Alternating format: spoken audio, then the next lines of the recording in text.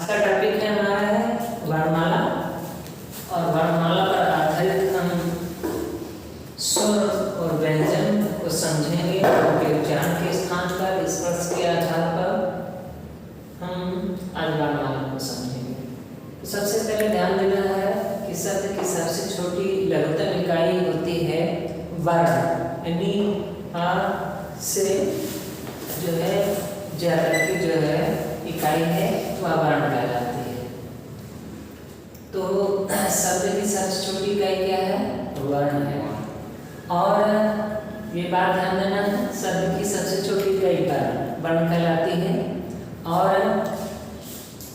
वर्ण और वाक्य की सबसे छोटी इकाई शब्द कहलाती है। ठीक है, ये कन्फ्यूजन कभी कभी हो जाता है। हम अब ध्यान देंगे कि संयुक्त स्वर कौन होते हैं और मूल स्वर क्या होते हैं और संयुक्त स्वर क्या होते हैं, मुख्य स्वर क्या होते हैं, इन पर यानी स्वर के भेद कितने होते हैं। सबसे पहले हम इसका चर्चा कर लेते हैं, स्वर के भेद। पहले परिभाषा समझ लीजिए आप। स्वर और व्यंजन की स्वर वे वर्ण होते हैं जिनका उच्चारण बिना किसी सहायता के होता है, अर्थात मुखमंडल से वायु जो है बाहर ऑटोमेटिक निकल जाती है, स्वर कहलाते हैं। आ से अंगा, है ना। दूसरी बात, व्यंजन वे वर्ण होते हैं जिनका उच्चारण शरीर स्वर की सहायता से किया जाता है, व्यंजन कहलाते हैं। तो व्यंजन और स्वर आपने समझ लिया।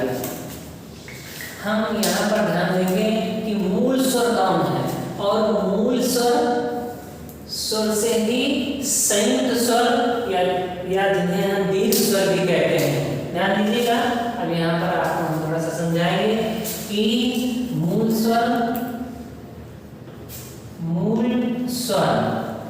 इन्हीं को प्राथमिक स्वर भी कहा जाता है। ध्यान दीजिएगा, कई शब्द प्रयोग किए जाते हैं। मूल स्वर, प्राथमिक स्वर, ह्रस्व स्वर, है ना।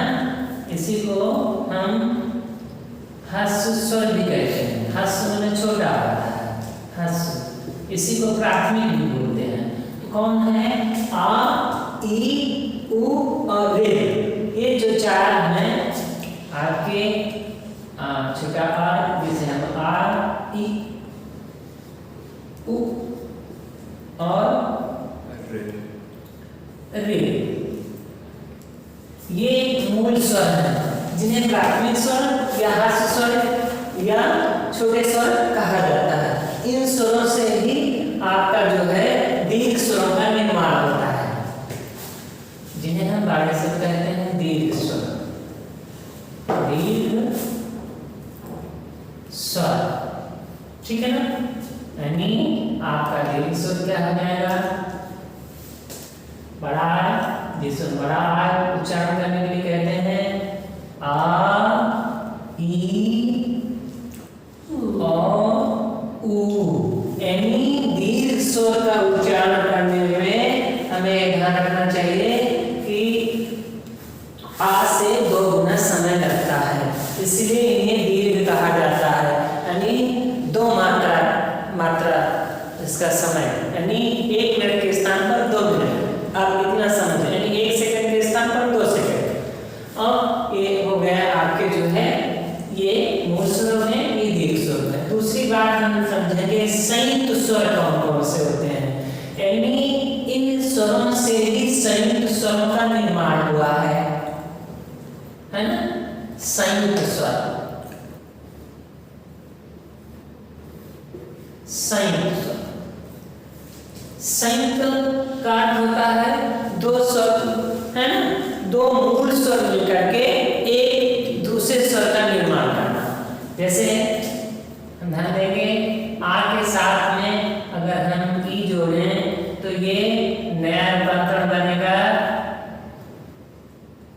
ए, ठीक है। और अगर हम कहें आ के साथ में बड़ी जोड़ दें तो ये बन जाएगा आए, ठीक है ना। और ध्यान दीजिएगा, अगर आ के साथ में छोटा जोड़ देते हैं तो ये बन जाता है ओ।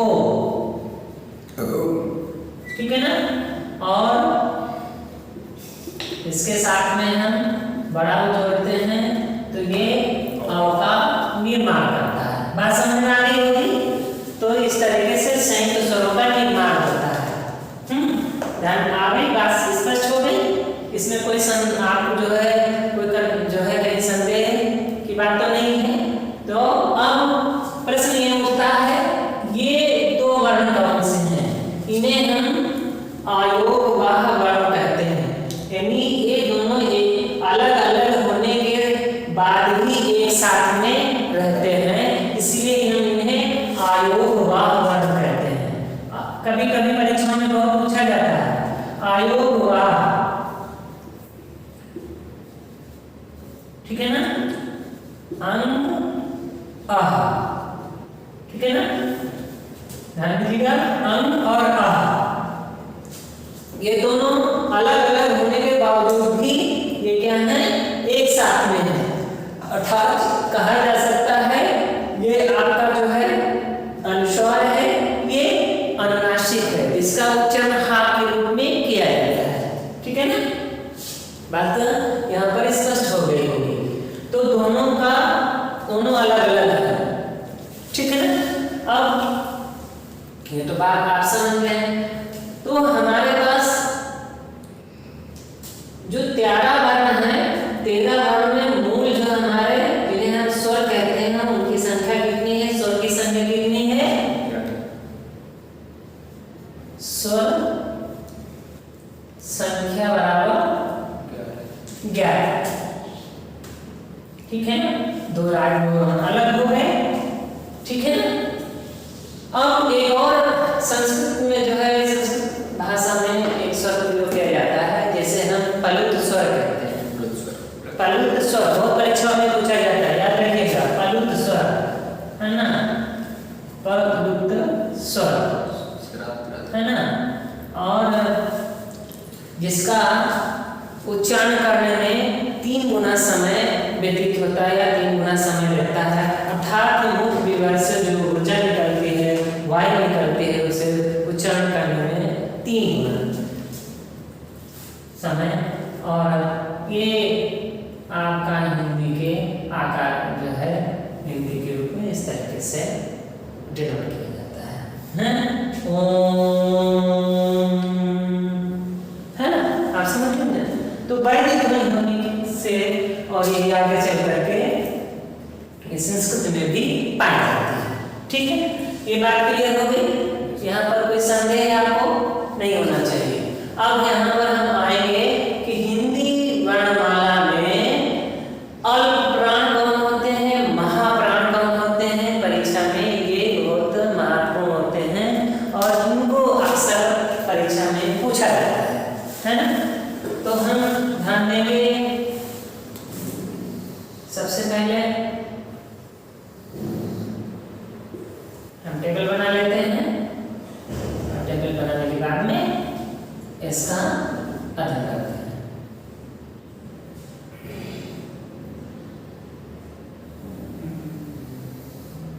ठीक है, अल्प प्राण, महाप्राण, ठीक है ना।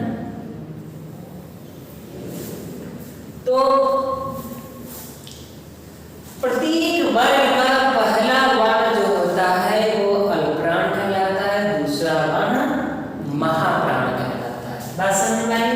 यानी प्रथम वर्ण जो है आपका अल्प प्राण।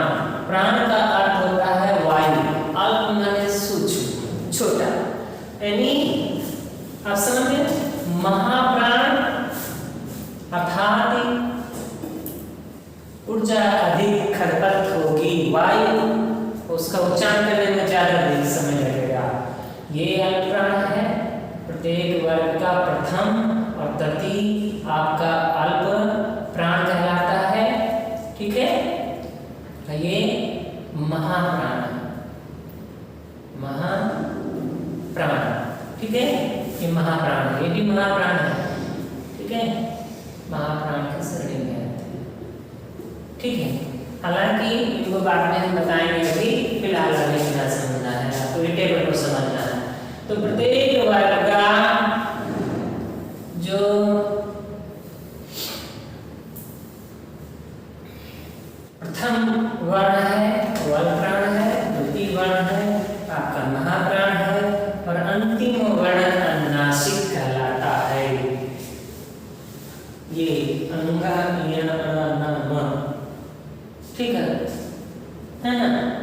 यमनम, ठीक है ना।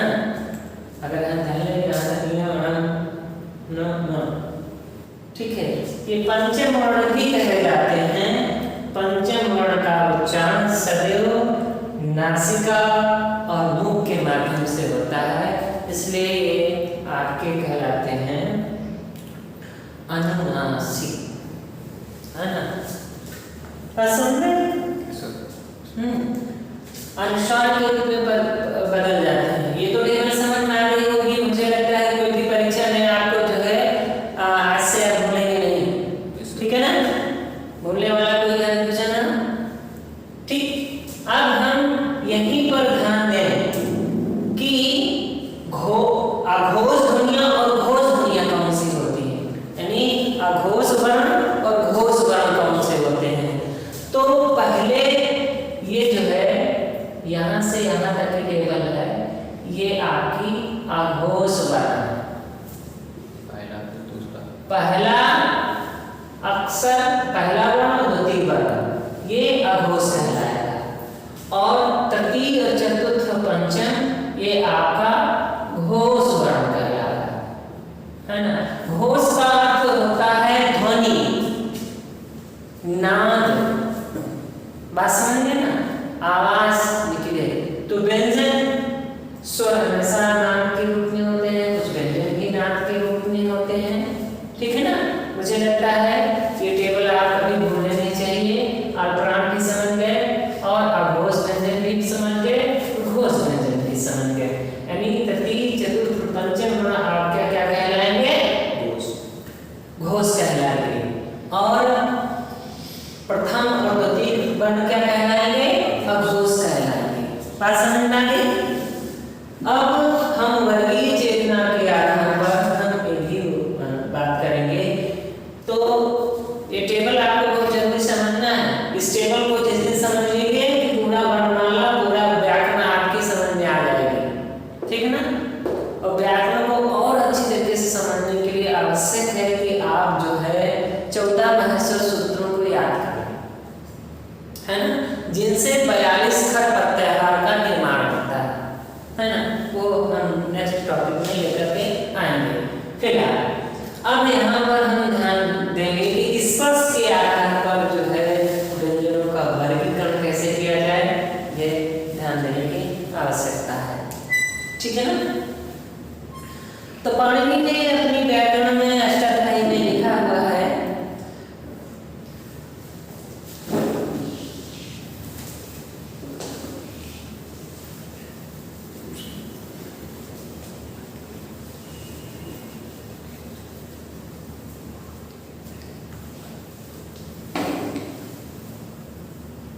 ध्यान देंगे। पाणिनि ने लिखा है कि अबू विसर्जनीय सकंठा आ बड़ा और इनका उच्चारण कंठ से होता है। कंठ का अर्थ होता है ये, ठीक है ना। अर्थात इनके उच्चारण करने में हमें यहाँ कंठ में बल पड़ता है। बात समझ में, यानी बलाघात कहाँ होगा, यहाँ पे होगा। देखिए यहाँ पर ये जो है आपकी नसें तंग हो जाती है, इसलिए बलाघात करते हैं, है ना।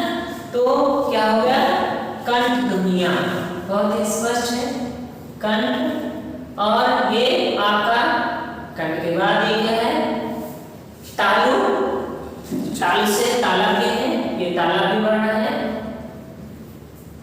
अभी समझेंगे। अब ये मूर्धन्य वर्ण है,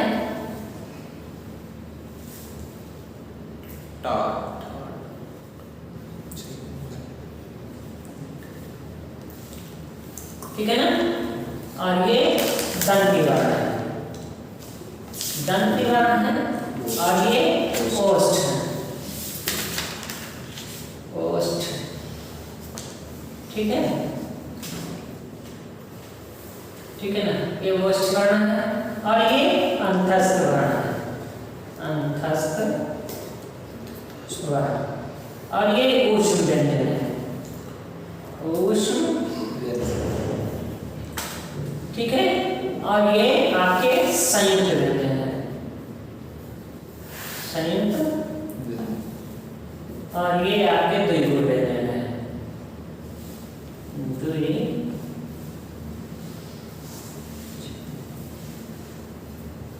द्विगुण। ये दो गुणों का परिवर्तन करते हैं इसलिए द्विगुण कहलाते हैं। अर्थात जो है ये ड के पूर्ववर्ती रूप जो है पूर्व परिपूरक रूप है, इसलिए ये ड जो है इसका उच्चारण एक तरीके से अड़ा के रूप में प्रयोग किया जाता है। ठीक है ना। अब आपको आसान हो गया होगा कि कंठ के जो पांचों वर्ण हैं इनका उच्चारण हम कंठ से करते हैं। क ख ग घ ङ। ठीक है ना। च छ ज झ ञ। तालु का है जिह्वा के नीचे का जो भाग होता है, हमारे मुख में ये जिह्वा का जो पार्ट है, जीभ के नीचे के भाग, ये तालु कहलाता है। ठीक है ना। तो जब हम इनका उच्चारण करते हैं तो जिह्वा के नीचे से जो तालु है वहां से हवा भर से दांतों में और दांतों के बीच से निकल के बाहर निकलती है, इसलिए तालव्य वर्ण कहलाते हैं। मूर्धन क्यों कहलाते हैं? इसमें क्या होती है, जो मूर्धा माने मुड़ना, जिह्वा पीछे की ओर मुड़ जाती है और हवा को रोक देती है, हवा बाहर नहीं निकलने पाती है, इसलिए हम काकड़ लगाना बोलते हैं। ठीक है ना। दंत वर्ण क्यों कहलाते हैं? क्योंकि इनका उच्चारण जब हम करते हैं तो दांतों तालव्य से निकली हुई वायु दांतों से टकराती है, टकरा करके दांतों के बीच से निकल के बाहर चली जाती है और दांत आपस में जुड़ जाते हैं, तथा लगना। ठीक है ना। तो अब दूसरा ओष्ठ व्यंजन है। ओष्ठ में व्यंजन क्या है? प फ ब म। इनको उच्चारण करने में समझ लीजिए प फ ब म, इनको उच्चारण करने में हमारे ओष्ठ दोनों चस्पा हो जाते हैं, आपस में जुड़ जाते हैं, इसलिए ये ओष्ठ व्यंजन कहलाते हैं। अंतस्थ वर्ण क्यों कहलाते हैं? ये हृदय से एक तरीके से निकलते हैं, तंत्री से निकलते हैं। या रा ला बा, है ना। ये अर्ध स्वर की मात्रा के रूप में भी कहे जाते हैं, जिसमें या और बा अर्ध स्वर कहलाते हैं। उष्ण व्यंजन क्यों कहलाते हैं ये? क्योंकि इनके उच्चारण करने में जो है अधिकतम वायु की खपत होती है, अर्थात प्राण वायु ज्यादा निकलती है, इसलिए ये आपके उष्ण व्यंजन कहलाते हैं। ऊर्जा ज्यादा खपत करते हैं, प्रयोग करते हैं। संयुक्त व्यंजन ये दो जो है व्यंजनों के सहयोग से बनते हैं, इसलिए संयुक्त व्यंजन कहलाते हैं। जैसे आपका छ का निर्माण करना है तो छ का निर्माण करने के लिए कौन कौन सा शब्द प्रयोग किया जाता है? का होता है, का और दूसरा मूर्धन निश्चय। ठीक है ना। का क और श, ये छ। बात समझ में? त्र त धन रा, त्र। फिर ज, इसको ज, हालांकि अब बहुत प्रचलित हो गया है, लेकिन संस्कृताचार्य जितने भी होंगे कभी भी ये ज्ञान नहीं पढ़ेंगे, है ना। तो हमेशा ज पढ़ते हैं। क्यों? क्योंकि ज धन इया बराबर ज। ठीक है। और दूसरा एक और है श, है ना। स का उच्चारण आप देते हैं आदिशा श और रा बराबर श। ठीक है। तो ये संयुक्त व्यंजन है। द्विगुण व्यंजन क्यों है? क्योंकि इनका रूपांतर जो है ड का परिपूरक रूप ही आपका द्विगुण व्यंजन कहलाता है। ठीक है ना। यानी हम ये ड पढ़ो ड ढ बोलते हैं ना इसको, ढ है ना। घड़ा, है ना। पढ़ाई, पड़ोस। ठीक है ना। अभी देखिए हम यहाँ कर देते हैं पड़ोस, है ना। ये इसका प्रयोग तो देखिए ये है क्या?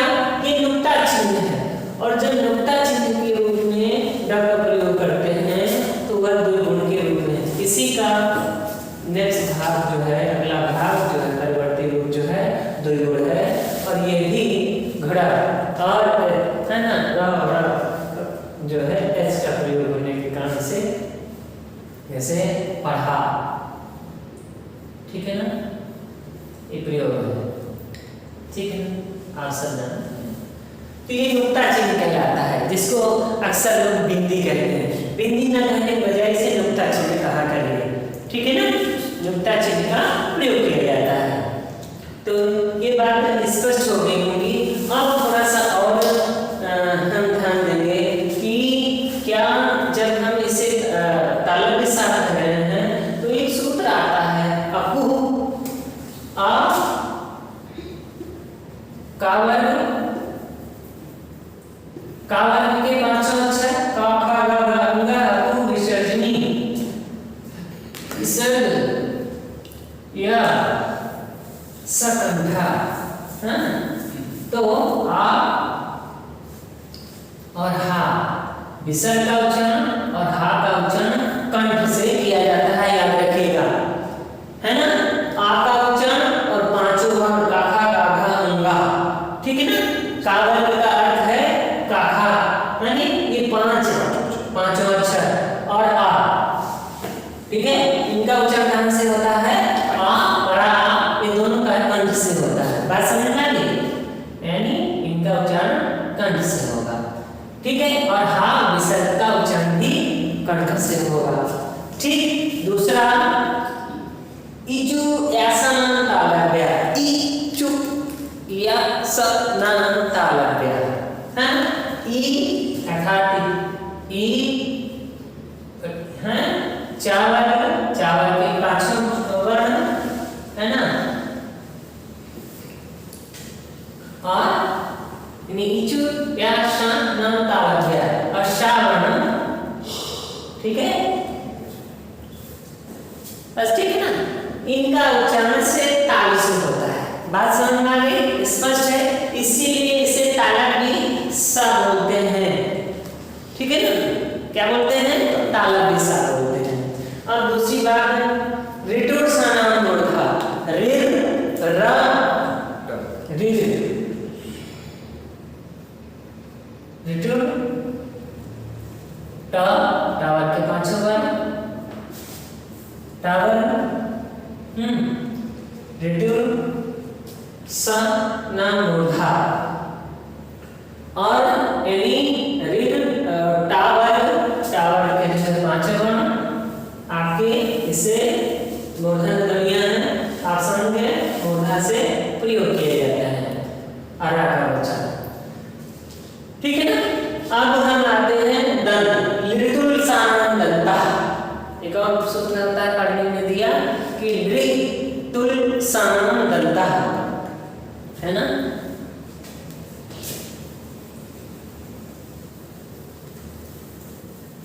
लिटुल सानम दंता, ली यानी दंतवर्ण के अंतर्गत ली,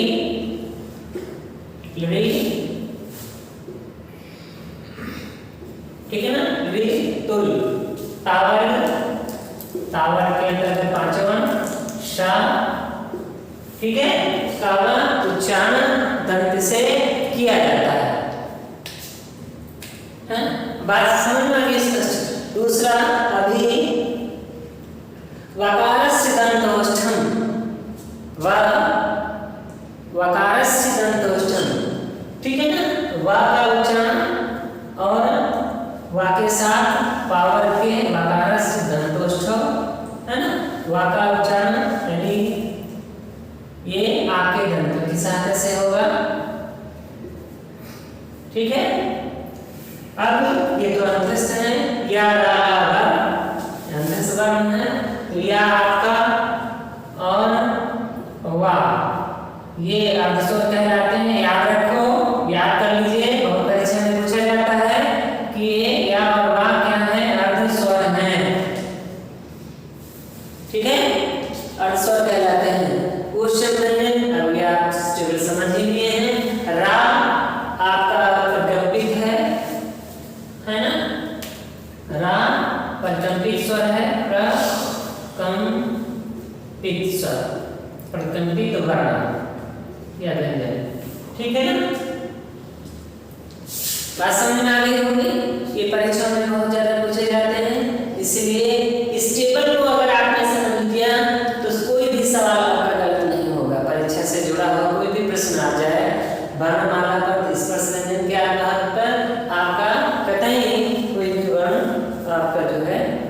नहीं होगा।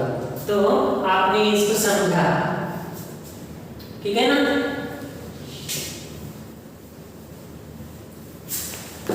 तो जिज्ञासा मानने वाला भाषा ध्यान दीजिएगा, ये पांचों वर्ण जो होते हैं ये आपके नासिक की भी कहलाते हैं। इनका उच्चारण नासिका से ध्वनि निकलने के कारण ये नासिक की कहलाते हैं, ठीक है ना। अंगा इया अण उच्चारण समझ लीजिए, अंगा इया अण न म, नासिका से नासिका इससे ध्वनि निकलते हैं, इसलिए नासिक वर्ण कहलाते हैं। अब थोड़ा सा एक बात और, निर्नुनासिक, निर्नुनासिक क्या होते हैं?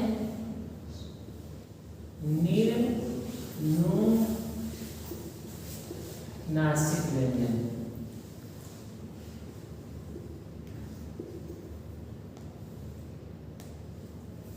निर्नुनासिक व्यंजन वे व्यंजन होते हैं जिनमें हमारी ध्वनि नासिका से नहीं निकलती, सिर्फ मुख विवर से होती है।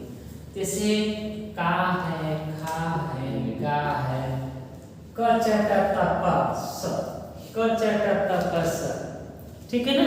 यानी क च ट यानी कावर, चावर, टावर, टावर, पावर, या, ठीक है ना। और शाट, ये आपका जो है अनुनासिक। बात समझ में आ गई। अनुनासिक व्यंजन क्या होते हैं? है ना, अनुनासिक जिनका उच्चारण अनुनासिक, नासिका और मुख दोनों के सहयोग से होता है। जैसे आंख, ध्यान दीजिए, देखिए, ठीक है ना। आंख देखिए, नासिका से भी ध्वनि निकल रही है, मुंह से भी आ रही है।